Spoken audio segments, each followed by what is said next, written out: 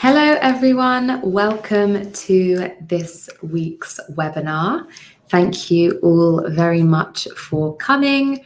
Please do let me know in the chat if you can all hear me properly and let me know how you are doing. I hope you have all had a very lovely start to the week. So do come and say hello in the chat. Bonjour et bienvenue à ce webinaire ouvert à tous. Avant de commencer, pour ceux qui ne nous connaissent pas, je m'appelle Cecilia, je suis une professeure d'anglais natif et le Cercle des langues est une école d'anglais en ligne pour les adultes. Nous proposons des formations d'anglais sur mesure en fonction de votre budget, de votre niveau et de vos objectifs. Et la bonne nouvelle, c'est que nos formations sont finançables 100% par CPF. So do come and join us if you would like to practice your English. So I will go back to English now to begin the webinar properly. So this week we are on the third part of our four-part series on the United States of America. Today we are going to be looking at sports in the United States. Sports are very, very popular in the United States with a large number of national sporting events taking place throughout the year. For instance, there is the Super Bowl. I don't know if any of you watch the Super Bowl, but that's a big event that takes place. Also, the Baseball World Series and the US Open. So perhaps these are events, sporting events that you have watched, that you have stayed up to date with. Do let me know in the chat if you have ever watched any of these events. The enthusiasm for sports in the United States begins quite early. High school sports, so this is for grown-up, for teenagers around 16 to 18 years old. Sports are taken very seriously, and lots of national teams, national athletes begin their careers out of school. And it's very common in the United States as well for people to go to university on a sports scholarship. So this means that they go to a university primarily to do sport because they're very good at sport. So you can see that people care a lot about sports in the United States. Have you ever watched any American sports? Have you ever watched any American teams compete? Or maybe you have even seen a live match of some sport in America. Do let me know in the chat if there are any of you who have watched live sports. And hello again to everyone. Thank you for saying hello in the chat. So first, we're going to have a look at basketball. So basketball is a really popular game in the United States. Often the matches draw celebrity spectators. You might have seen celebrities watching basketball matches. So the game is played by two teams. So a team is a group of people who are playing on the same side. So they are trying to achieve the same thing in a sport. So we have two teams.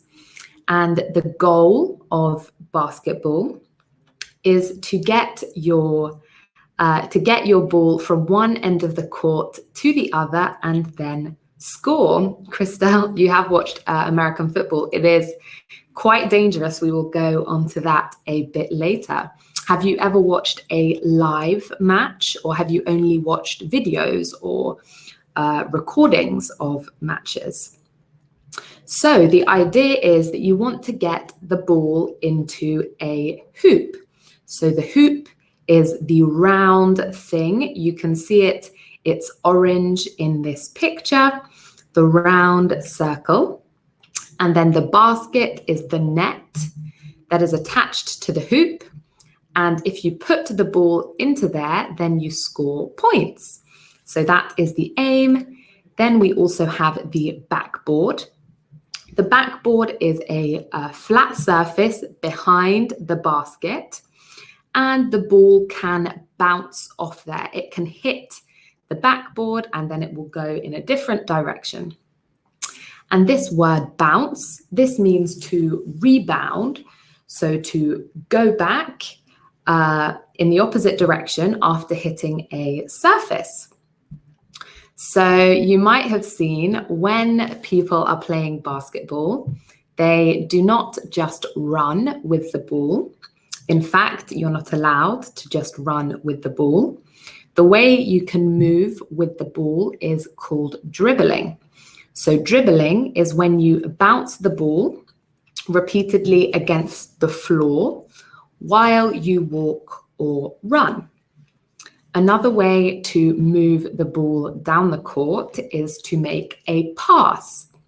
And a pass is when you throw a ball from one person to another person. So as I mentioned, you can't just run with the ball, holding the ball, that is. You can if you're bouncing it. And if you do, this is called traveling. And that is not allowed. It's against the rules. And finally, we have this word draft. So as I mentioned, lots of people want to play basketball or play sports, and particularly from university.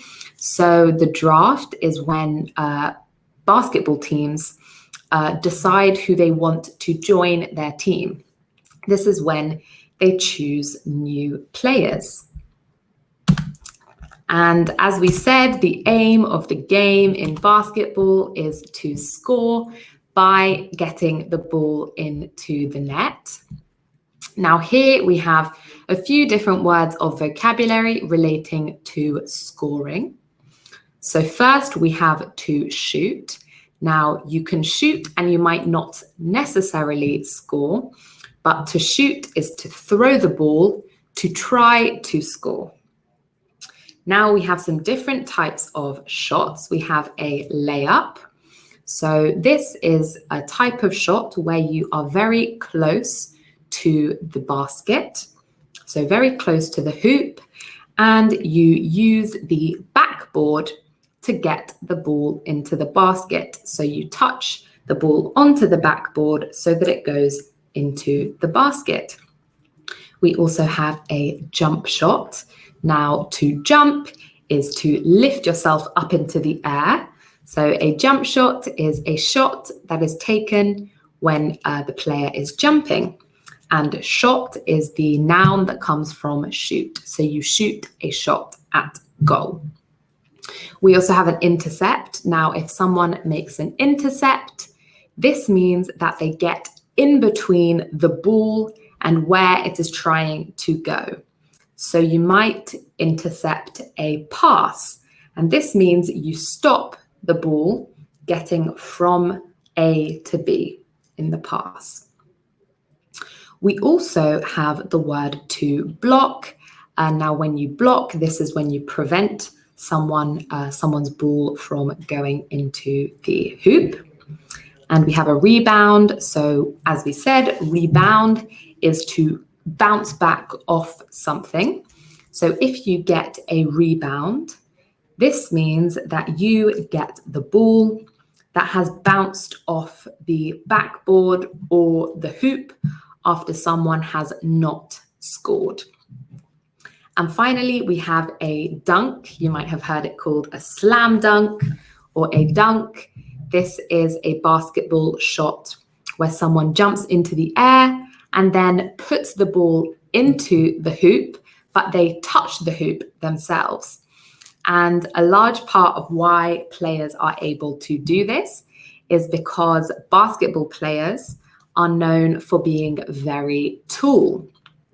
The minimum height for male professional players is about 6'3", which is the same as 1.91 meters.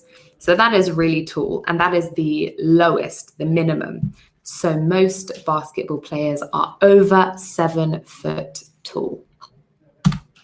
So let's have a quick look at what we've learnt. What verb means to move with the ball by bouncing it on the ground? Does anyone remember? Brilliant, Christelle. It is to dribble. Excellent and fabulous, Anna. So now we're going to have a look at baseball. This is another very popular sport in the United States, and it's a game played with a bat, which is the object which is used to hit a ball. And again, this is a game that takes place between 2 teams, and each team has to take turns in batting, which is when they are hitting the ball, and fielding, which is when they are not hitting the ball, they are catching the ball. So we have this word pitching. Pitching is when you are throwing the ball for the batter to hit. So the pitcher is someone on the fielding team. And the idea is there are 4 bases. So these bases are stations around the baseball pitch. And what the batter has to do when they hit the ball, they have to run around each base. And only at a base are they safe. So they have to try to get to a base. And the final base, the 4th base, is called the home plate. So if you want to try to win and score, you want to get to the home plate.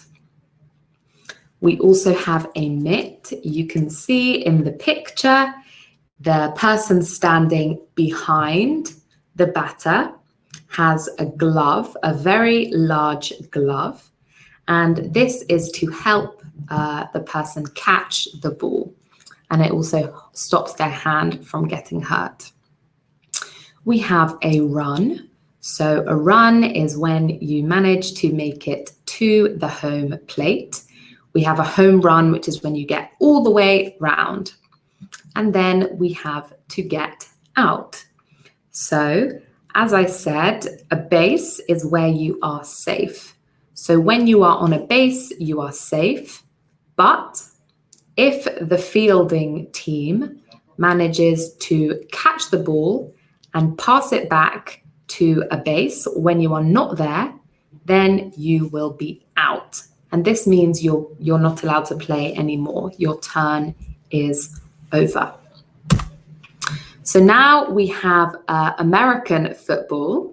I have put American in brackets because in America, in the United States, it is just called football because the name they have for what English people called football is soccer.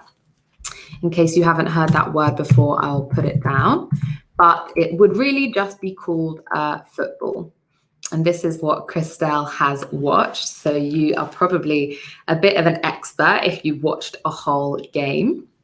But as Christelle said, it is known for being quite a rough game. So rough is a word I will write down. This means there is some physical contact and it can be a bit dangerous.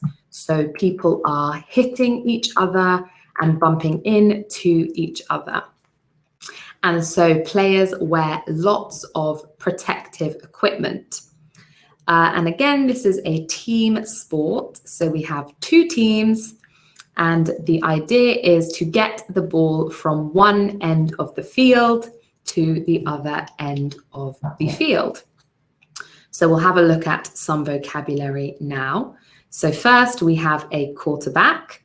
This is maybe a word you have heard, but there are different sets of people on a team.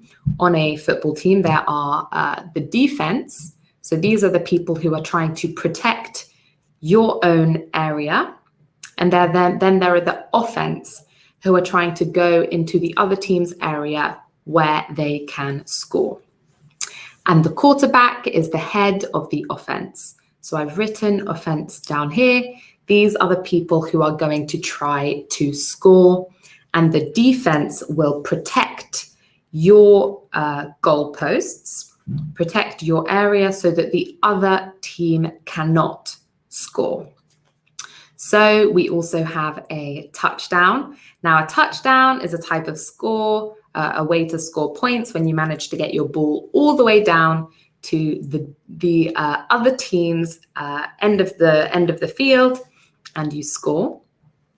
People use tackles. So this is where the danger comes in. A tackle is when someone goes to fight someone else for the ball. They try to stop them using their body, try to stop them from moving, from running, because you're trying to run all the way down the field.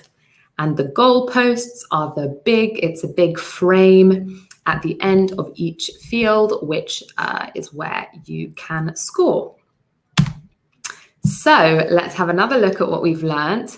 What do we call the object used to hit the ball in baseball? Brilliant, Christelle. So I see you're a bit of a sports guru. So it is indeed a bat. Well done, Damien and Anna. Brilliant. It is, in fact, a bat. So now we have another sport which is called lacrosse. I don't know if any of you have seen lacrosse before or are familiar with lacrosse, but it is a very commonly found sport in the United States. It is played with a stick. You can see in this picture, the players are holding a stick. So it's a long object. And at the end, there is a net. And in the net, this is how you carry the ball. So you can't hold the ball in your hands. You have to hold it in your stick. And again, you want to get from one end of the pitch to the other end so you can score in a goal. And a lacrosse goal is just a large net. And of course, there has to be someone guarding the goal. We call this person a goalkeeper or a goalie. And this is the person protecting the goal. They are trying to stop the other team from scoring. And again, America, like their violent sports, their physical contact sports. So you can see that these players are wearing big helmets because of something called a check. So a check is when you try to get the ball out of someone else's stick or try to stop someone else getting the ball, with your stick. And we also have the verb to cradle. Now, this is a specific word for lacrosse. This is when you move your stick from side to side to run with the ball. And it just makes it harder for another team to check you because your stick is moving. And there are a couple of different types of lacrosse. There is men's lacrosse, or field lacrosse, which is known for being more dangerous. And then we also have women's lacrosse, which is known for being a bit less dangerous. Another sport we have, this is a sport which originated in Canada, but it has become very popular in the United States as well. This is ice hockey. So I'm sure you can tell by the name, it's played on ice. Have any of you ever watched any ice hockey? It's a very high action game. I would like to watch an ice hockey game myself. So in terms of what the aim is, similar to others, we have two teams and they are each trying to get the puck. So the puck is a small round rubber object. that moves along the ice, and players are trying to get the puck into the goal. So you can see in the picture, there is a net, which is the goal. So the puck needs to go in the net. The players are skating on a rink. A rink is what we call the flat surface of ice where the game takes place. We have skates. Now, skates are an essential part of ice hockey. These are what players wear on their feet, and they have what we call blades on. So these blades are the metal part at the bottom of the skate, the shoe, which allow the players to move along the ice. But these blades are very sharp, so sometimes people can get injured. To be injured is when you get hurt, can get hurt by skates. And as we said, the objective is to score a goal, to get the puck into the net. And we have a term here called an assist. This is used in lots of different sports. It's used in basketball, for example. And this is when someone makes a move that allows a goal to be scored. So if I am the person who scores a goal, I hit the ball or the puck into the goal. But let's pretend that Sarah has passed me the puck. Then she can take credit for the assist because she passed to me and then I scored. So the assist is the move just before the goal is scored.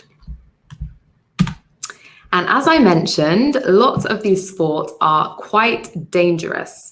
So a lot of people who are playing American football, lacrosse, and ice hockey wear different protective equipment.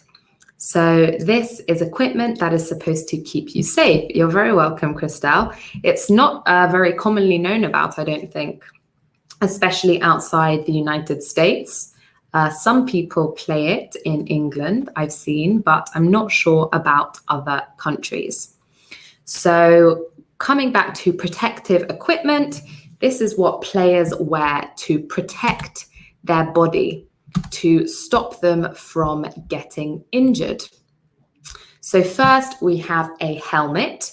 This is a very hard hat that you wear to protect your head. We also have goggles. These are a cage worn across your eyes, so metal, worn across your eyes to protect your eyes. We have gloves. These go on your hands to protect your hands. Then we have different types of pad. So a pad is just a thick bit of material, a protective material that you can put on various areas. You can have shoulder pads. So these protect your shoulders from getting hurt. And then we have elbow pads. So they go on your elbow to protect these areas. And usually they might be made of foam or something that will soften any impact. And finally, we have a mouth guard. So a mouth guard is made of rubber, typically, and it goes over your teeth. Because if someone hits you in the face, they might knock out your teeth. So can anyone tell me, what do we call this piece of protective equipment? Brilliant, Damien. Thank you very much. It is indeed a helmet. And what about these? Thank you, Jan. Very nice. Brilliant, Sabrina. Thank you. So these are gloves. So you're all very clued up on protective equipment, and hopefully if you ever find yourself playing these games, you will stay safe. We have tennis. Tennis is popular in lots of countries, but it's popular in the United States. There is the big tournament, which has just happened, actually. Did any of you watch the US Open? It was won by someone from the UK, so very pleased about that. Have you ever watched the the US Open. It's a big tennis tournament that happens. So when it comes to tennis, there are 2 people on a court, or 4 people. We can go on to that.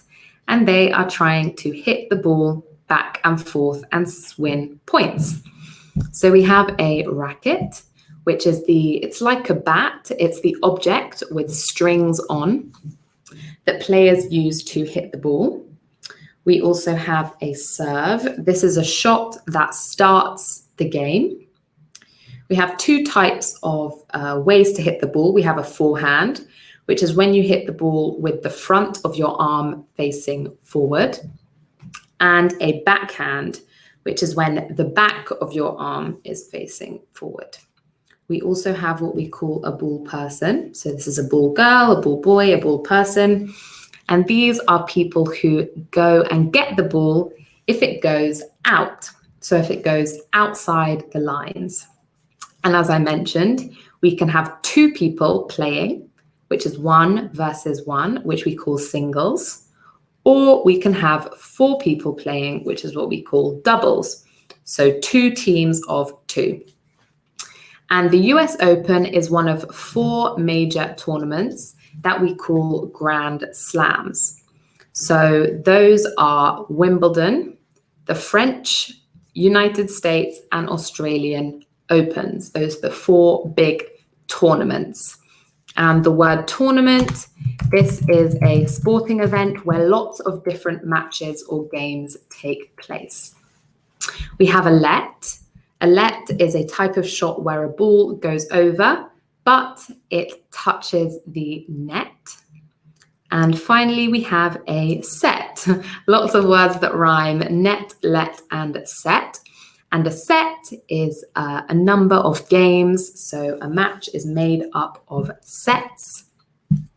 So that is how the scores work. Scoring in tennis is a bit complicated. So now let's just look at some general sports terminology. So we have a foul. Now, a foul is something that is against the rules. It's not allowed. And then we also have attack. I'm very glad that you found that word useful. It is true, it's used in lots of different things. And also sometimes it's very true, people like to give all of the glory to the person who scored the goal. But it's important to remember that without their teammates, without the other people passing them the ball or the puck, they would not be able to score. People can't score by themselves. So it's nice that it's something that is honored with its own term. We have to attack. Now, when you're attacking, or if you're on the attacking side, this means you are trying to score a point. And then a defense, if you're defending, you are trying to stop another team from scoring. A point is, of course, when someone has scored, has won something, they will win a point or multiple points. We have court and pitch. These are two types of area that people might play sport on. So we have a tennis court, we have a football pitch or football field. Then we have a penalty. Now, a penalty is when it's like a punishment, when something bad happens to your team because you did something that was against the rules. You maybe did a foul. We have foul again. And then a league. A league is lots of teams who compete against each other. So you can have a baseball league and a match. A match is just a game. And finally, we have a referee. So a referee is someone who decides, who scores. They watch a match or a game and they control it a little bit to make sure that there is some order during the game and so that everyone knows when they have won or not. So can anyone remember what we call the 4 large tennis tournaments? What is the overall name we give to these tournaments?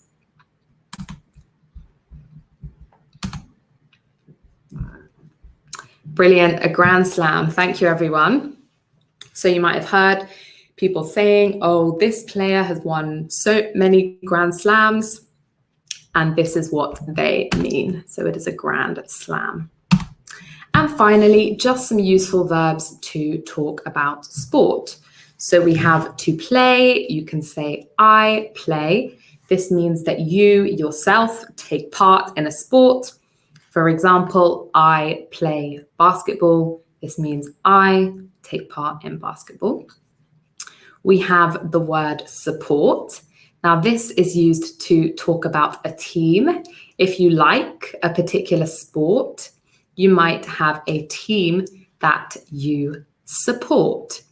So you might say, I support the Yankees if you're a baseball fan. This means this is a team that you like and you might watch their matches. You want them to win. And we can say, I follow. Follow or keep up with. This means you watch. You are aware of what is going on. So you might say, I follow American football. This means you watch American football. You might know about different players. You are interested in it. And then some other verbs to use. We can use throw. So to throw is to push something in the air towards something else. So you can throw a ball. This is when you push it in the air to maybe a fellow player. And to catch is when you take something, an object, out of the air. So you might catch a ball that someone else has thrown.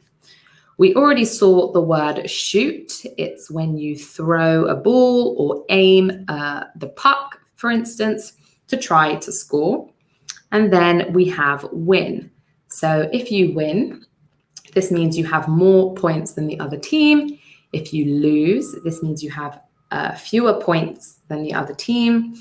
And we can also have a draw. To draw, I'll write it down. This means both teams have equal points, so you'll have a draw. So finally, just to test our knowledge, can you form sentences using the following expressions? As always, there's no right answer for this one. Just maybe you play a sport, maybe you have a team that you support. So please form the sentences as is relevant for you. You support the Lakers. Very nice, Anna. And Jan, the Houston Rockets. I support the national Here we would put French before handball. So we would say, I support the national French handball team. We might even say more naturally, I support the French national handball team. I support the French national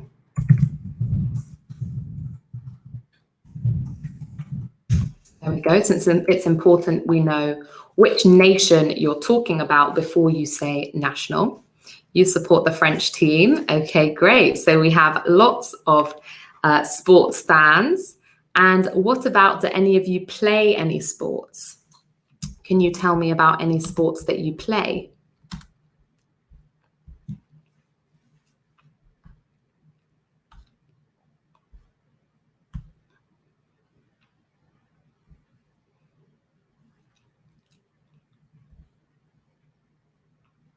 You play tennis, Damien. Very nice. Is that true? How many times do you play tennis? Sabrina, for gym, we wouldn't really say play in this case. Play is much more for something that is a game. So for gym, you might say, I go to the gym, or if it's gymnastics you're talking about, you can say, I do gymnastics. So I do gymnastics, or I go to the gym. I play basketball. Very nice. So you're all very sporty. So I support the LA Lakers basketball team. I suppose, Anna, we support the same team. I'm joking. I don't really follow basketball, so I don't really know, but maybe they're a good team. And that brings us to the end of our webinar. You could also say, like, I play basketball. Brilliant. So you all now know how to use these verbs. Do any of you have any questions at all? Please let me know if you have any questions. Christelle, you used to play handball. Oh no, so is handball quite dangerous as well? I actually don't really know very much about handball, so I'll have to look into how handball works. But yes, probably a good idea to start doing something a bit less risky, such as trekking. Well, thank you all very much for sharing your the teams you support and what you like to play. Do let me know if you have any questions. I'm very glad. I'm glad you found it helpful, Christelle. You're very welcome, Anna. Please do let me know if you have any questions. And in the meantime, si ce webinaire vous a plu et que vous souhaitez approfondir votre pratique de l'anglais, n'hésitez pas à faire une demande d'information sur notre site internet. Nous serons heureux de vous présenter nos formations en détail et même de vous proposer un test de niveau gratuit à l'oral avec un de nos professeurs. So thank you very much for coming again, and I hope now you'll all feel confident to talk about sports in the United States, maybe some sports outside the United States as well, since some of this vocabulary is a bit more general. And thank you all again so much for coming. I'm glad you found it useful, and hopefully I will see you again next time. So bye-bye, everyone. Have a lovely rest of the week.